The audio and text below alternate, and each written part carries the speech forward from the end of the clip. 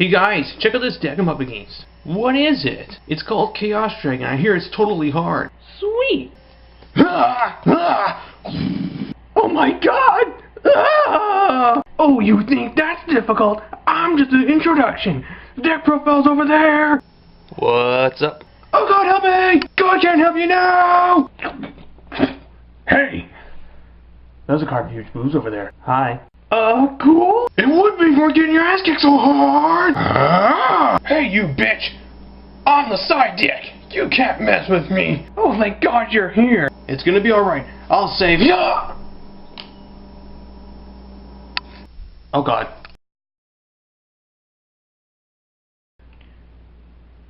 Greetings, YouTube, and welcome to the Dragoon's Den. As you can tell, I'm going to be discussing Chaos Dragons today. In particular, I've got for you guys my updated deck. What can I really say about this deck that hasn't been covered before? It's one of the best in the format. I even argue to be third place after Dark Worlds and then Windups. It's got its amazing matchup against heroes. I'd even say it does pretty well against Girya, because if you can like stop their Girya armor plays, the deck starts to have problems, depending on what kind of version it is too. I'd also say that it has a lot of really good things going for it in that you can power through back row with your bajillion boss monsters, and you can also punish your opponent for trying to attack against you because you're running stuff like Trag and Gores, and you can just drop those monsters and just sit on them while you build up your hand resources and eventually start going off. Tragodia in particular is amazing in this deck because you can just go with a turn 1 card trooper, and if you've got a Trag in your hand and they beat over that trooper, he'll just hit the field and you just poke over the Thunder King. And that's what I really like, is this deck isn't too bothered by Thunder King because cards like Trag, Raikou, and Gores exist.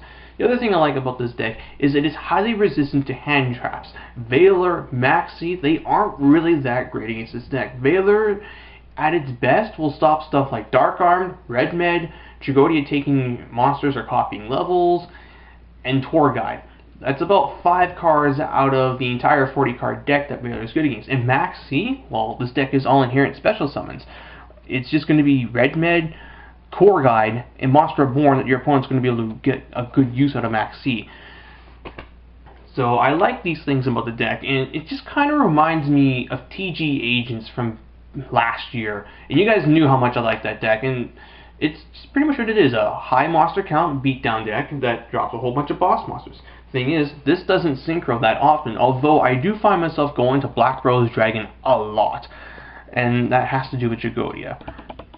So ultimately, I'm really starting to like how this deck is running.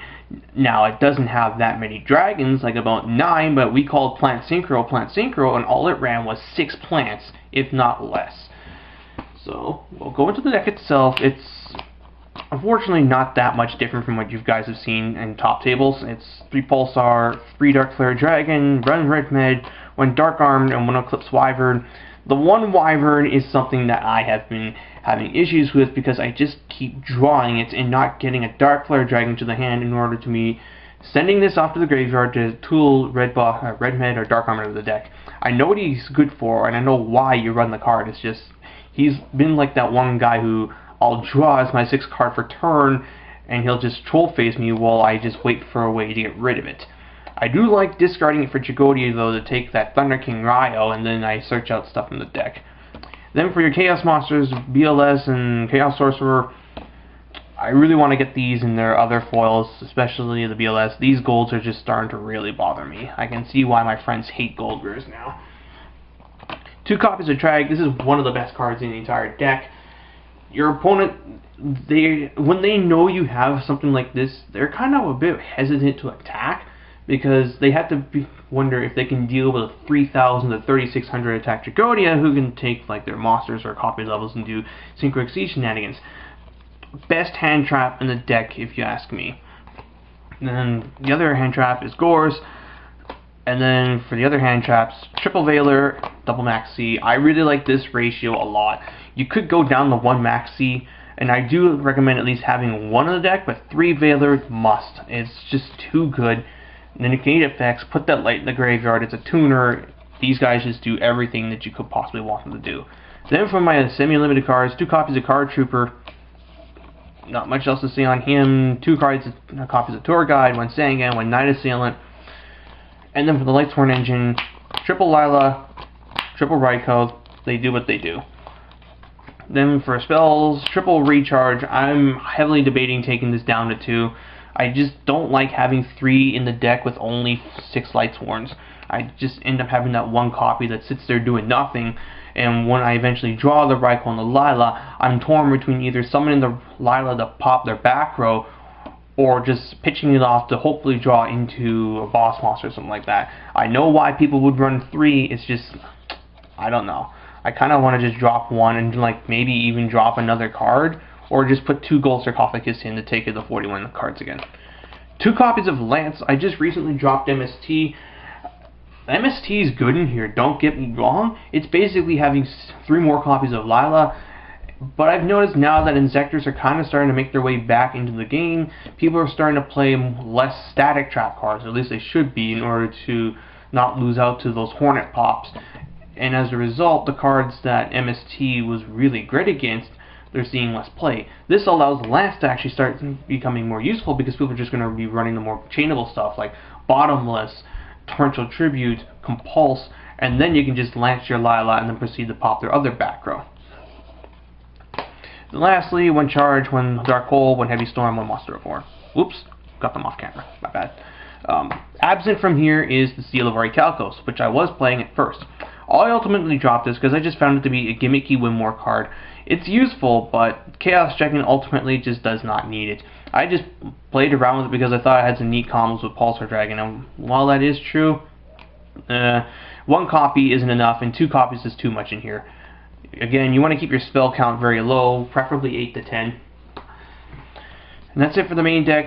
I don't have my side for you at the moment because it's going to be changing up now that I've taken MSTs out of my main. I got to put all 3 back into my side. I wasn't doing that before. I was running 2 copies of Dust Tornado, which I found to be overall lackluster. I am going to be going back to degrees. I figured 2 Dust Tornadoes, 3 MST, and Heavy Storm would help me against heavy decks like Heroes. Not so quite. So, on to the next deck. First up, Scrap Dragon, Black Rose Dragon. This card is just absolutely amazing. If you have a Pulsar on the field and a red man in the graveyard, you can just nuke everything and then get your Pulsar's effect off. It's fun like that. On Catastor, and that's it for the Synchros. For the Xyz, 1 copy of Gaia Dragon, Insector Exabeel, Photon Strike Bouncer, Adrius, Tiras. Oh my god, Volcasaurus. I want that card so bad here.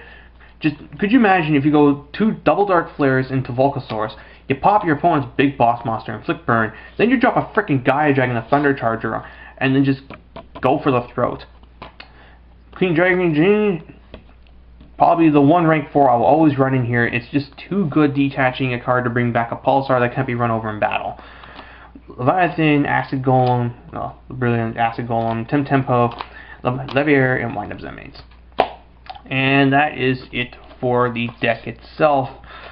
Overall, I'd say it's, like I said before, it's an amazing deck. Its only really bad matchups at this time would be Dark World and Wind-Ups. If they can go first, do their shenanigans, and you don't draw the Veiler or the Max Seed in order to get to the Veiler, then you're going to have problems. Otherwise, you can just raffle stomp over a lot of other decks. That being said, though, thank you guys for watching. Until the next time, take care.